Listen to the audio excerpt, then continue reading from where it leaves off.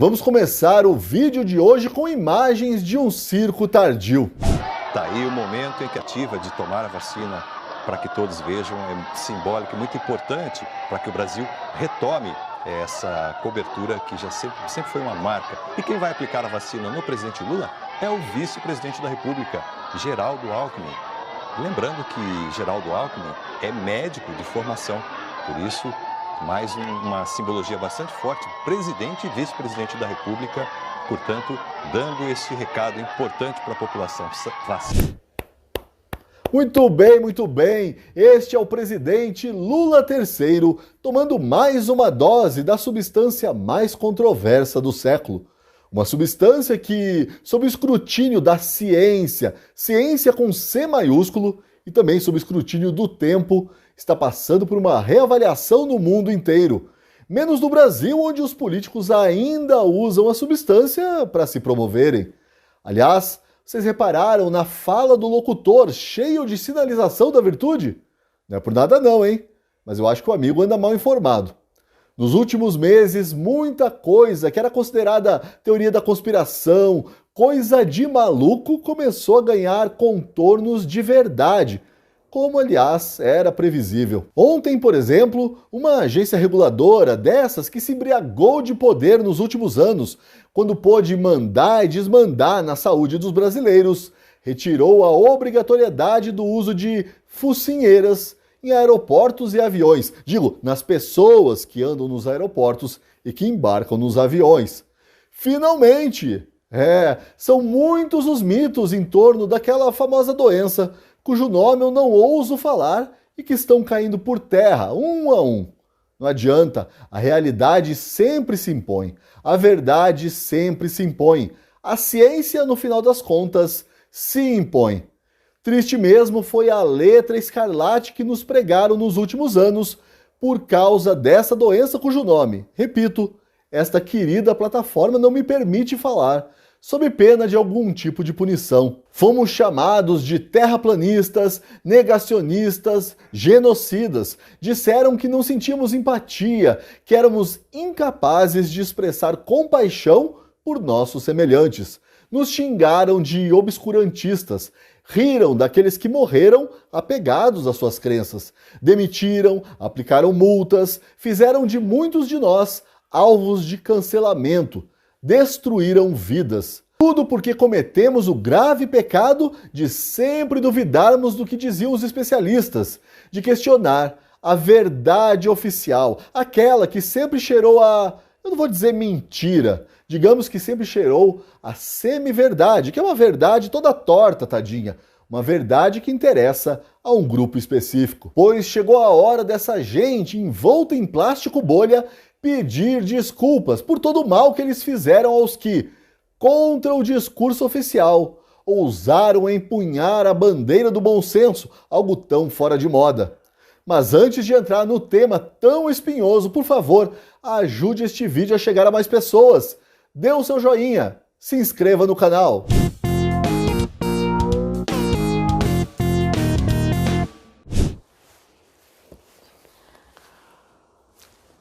Sobre a doença inominável, a notícia mais recente é essa daí. Uma agência reguladora parece ter finalmente entendido que esse acessório que cobre o nariz e a boca, e que há muito tempo dizíamos ser inútil, é mesmo inútil. Serve apenas para sinalizar virtude.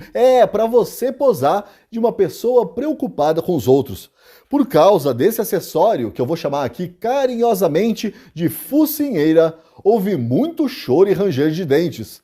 Tem gente, como esse senhor aí, que está sendo obrigado a pagar multa até hoje. Tudo por não usar o acessório cuja eficiência nós, da Gazeta do Povo, sempre questionamos. Porque é por meio do questionamento constante e incansável que a ciência se reafirma. Ou, no caso de todos os mitos em torno da doença impronunciável, é também por meio do questionamento que a ciência às vezes se nega, se refuta, se contradiz, se corrige. Resta saber se as pessoas, não todas, aquelas que ficavam apontando o dedo, que te olhavam torto na rua e que te xingavam de negacionista, Vão reconhecer o erro, vão aprender com o erro. Aprender que a histeria coletiva é uma péssima conselheira. Aprender que não se deve acreditar em tudo que uma pessoa fala só porque ela usa um jaleco branco e ostenta o título de especialista. Aprender a muitas vezes ouvir a voz do bom senso, da sabedoria tradicional, do conhecimento passado de geração a geração.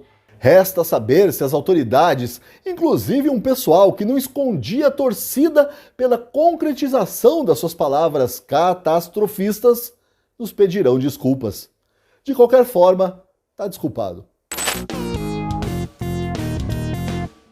Outro ponto polêmico envolvendo a doença sempre foi a origem dela. Desde o começo sempre houve um grupinho que suspeitou da história divertida, mas com um quê de implausível, da sopa de morcego.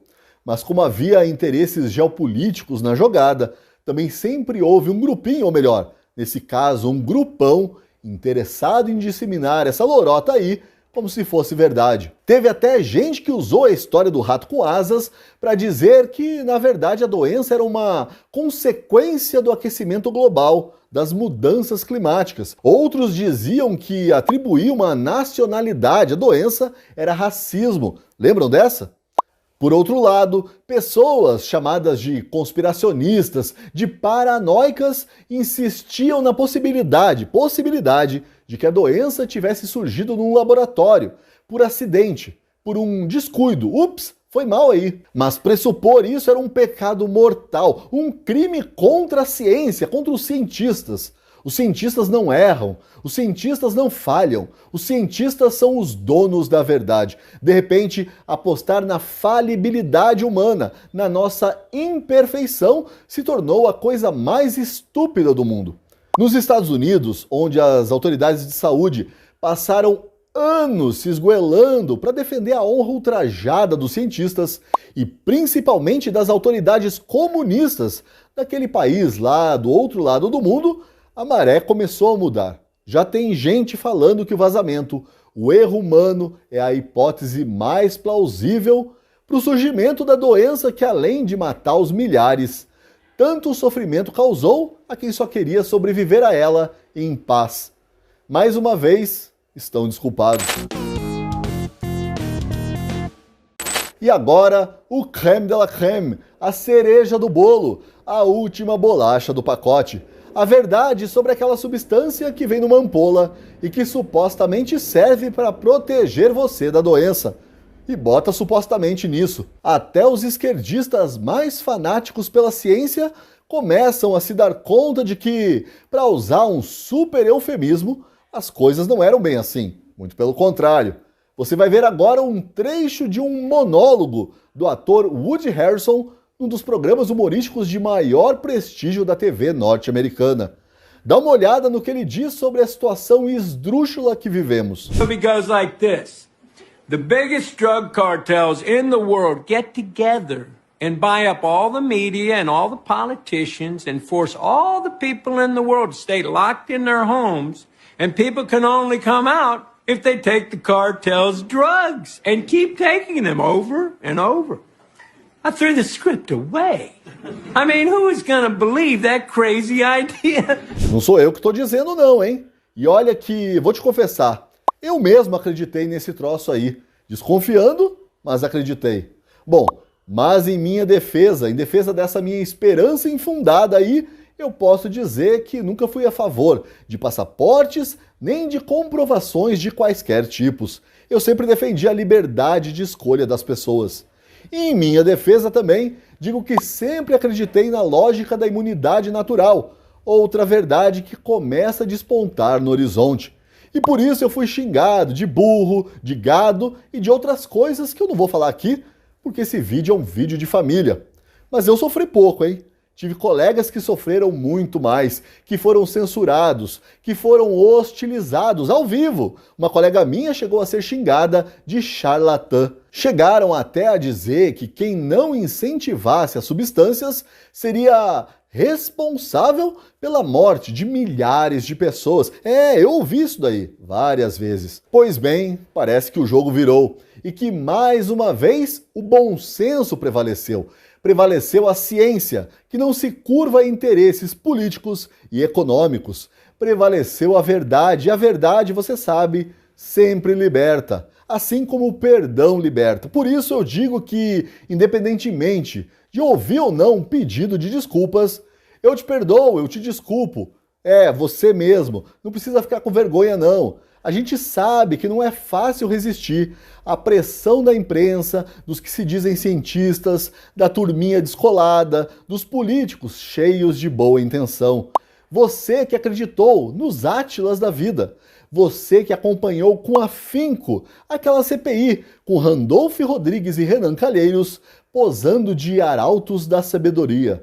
Você que parava tudo o que estava fazendo para ouvir o Mandetta falar. Você que inventou os assustadores placares com os vitimados pela doença. Você que pediu a demissão de jornalistas. Você que me impediu de comprar itens não essenciais no mercado. Você que causou a falência de muitas empresas, a destruição de sonhos e de projetos de vida. Você que me afastou dos meus pais, que me impediu de tomar um chopp com os meus amigos. Você que conseguiu sim me deixar com medo e que em alguns momentos até me fez hesitar na fé. Tá desculpado. No meu texto de hoje para a Gazeta do Povo, eu imagino uma realidade em que uma pessoa, um cidadão, precisa recorrer ao tráfico de opiniões proibidas para ter acesso à verdade. Tudo por causa da perseguição e censura que empurram a verdade para a clandestinidade. Quer ler? Então assine a Gazeta do Povo, um jornal que não ofende a sua inteligência, que te respeita, que dialoga com você. Custa apenas R$ 1,90 por mês nos primeiros 2 meses. Para assinar, basta clicar no link que você encontra na descrição deste vídeo, bem como no primeiro comentário. E por favor, não se esqueça de deixar o seu like, de comentar, de compartilhar e de se inscrever no canal. Tem vídeo novo todos os dias aqui. Até amanhã. Porque a Gazeta do Povo precisa ser o seu jornal, quem assina a Gazeta acompanha as principais notícias com um jornalismo apoiado em valores claros, como a defesa da livre expressão e de políticas que tiram o peso do Estado de cima de quem faz o mercado girar. No caso, você. Só a Gazeta traz reportagens e análises que refletem de verdade essas convicções, seja quando analisamos a política ou falamos de inovação na economia. Assine a Gazeta e faça parte de uma comunidade que quer mais do Brasil.